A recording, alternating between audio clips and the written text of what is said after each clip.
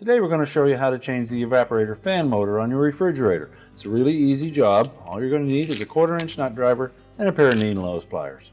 Let me show you how we do it.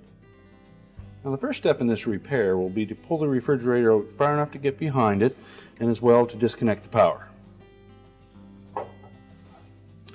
Next we'll open the freezer door and remove all of the shelving.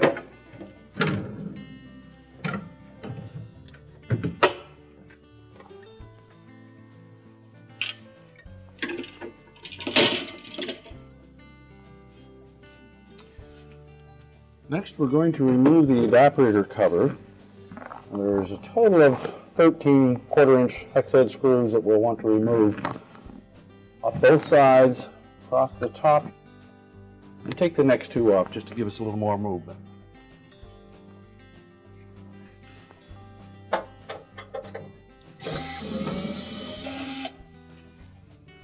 Now with all of the screws removed, we can lift up on the upper portion,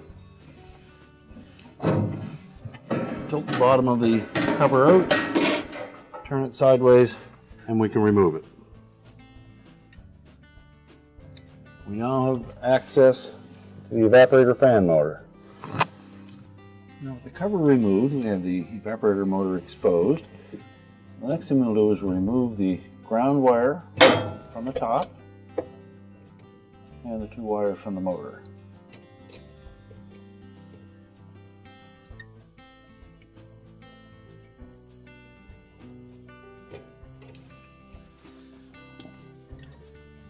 Next, we're going to remove the two mounting screws that secure that bracket to the fan housing.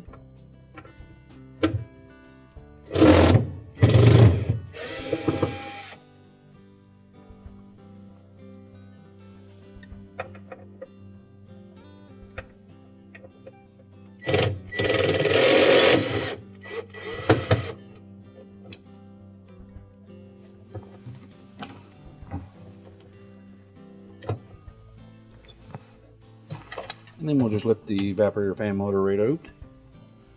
Now that we have the evaporator fan motor assembly on a suitable work surface, first thing we'll do is remove the fan blade. Just pull it off of the shaft. Then we're going to remove two 1/4 inch hex head screws.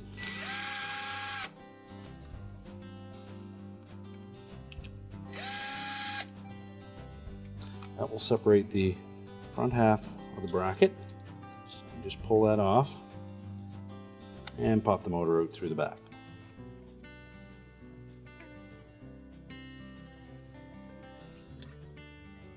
Now the new motor is built slightly different. The terminals are on the opposite side and the ground terminal as well.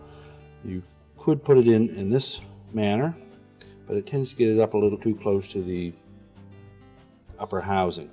So what I would suggest we do is remove a single Phillips screw here that holds the ground terminal, and we'll move that over to the other side. Just remove the one screw first and then reinstall it to hold the motor together.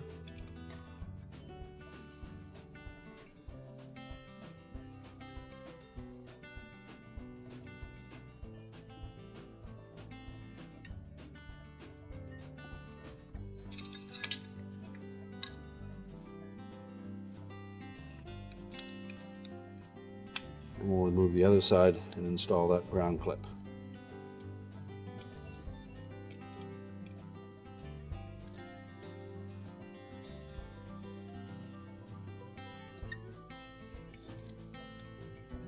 And we are going to point it away from the windings of the motor, so we'll point it straight out.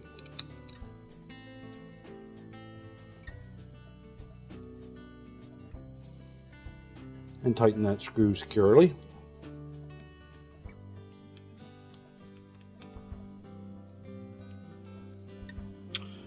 Now,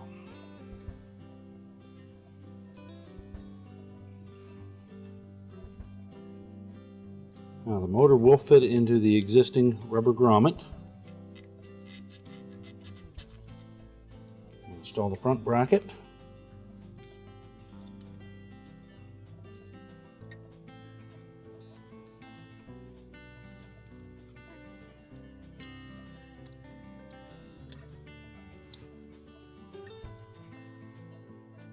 Reinstall the 1/4-inch screws.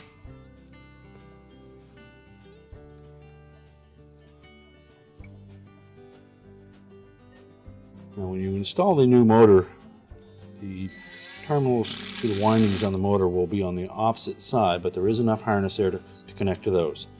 The ground terminal is the one that has the shortest lead on it, and now it's in the proper position. Lastly, we will install the fan blade. Simply press it onto the shaft until it bottoms out, and we're ready to reinstall the motor. Now when installing the new evaporator fan motor, we want to make sure that the locating tabs on each side of that bracket line up with the appropriate holes on the evaporator fan housing.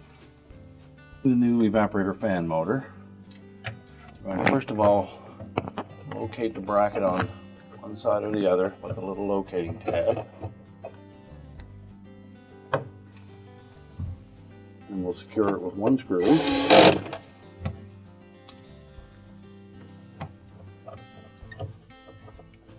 Make sure the other side is lined up properly and secure it. Now, the new grounding tab is in a slightly different position than the original, so you need to bend that out enough to get access to it.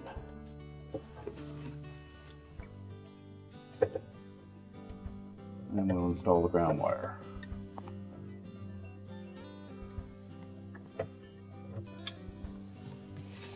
Make sure it fits snugly on the terminal.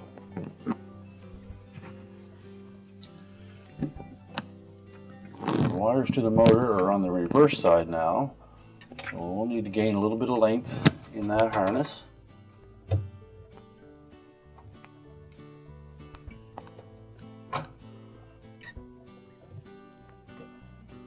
And again, make sure that they're on there snugly. And now we're ready to put the evaporator cover on. Now when installing the evaporator cover, we need to make sure that we hook the top of it over the mounting brackets, but also slide the leading edge up underneath the upper pan.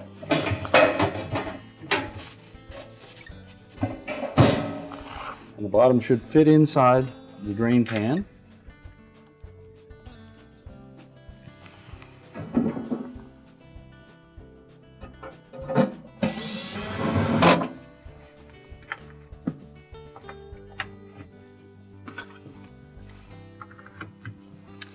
Now we're ready to reinstall the shelving.